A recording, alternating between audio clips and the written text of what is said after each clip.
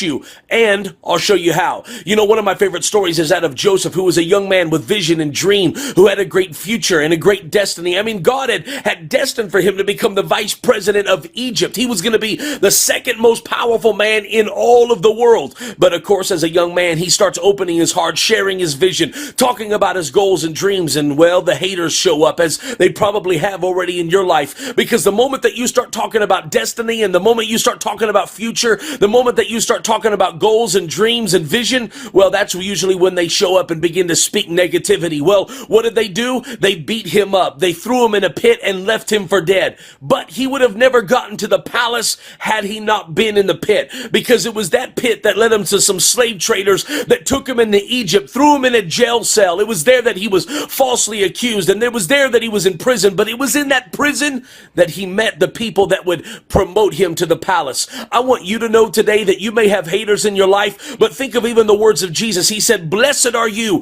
when people hate you." Why? Because even Jesus knew that there was power in haters, because as the Son of Man, he was a carpenter, he was a good man, but as the Son of God, he had haters. He had people that nailed him to the cross. But guess what? It was their strategy, it was their plan to put him on the cross. But little did they know that their hating plan was putting him in a position to become the Savior of all of the world. So I want you to know today that God has put haters in your life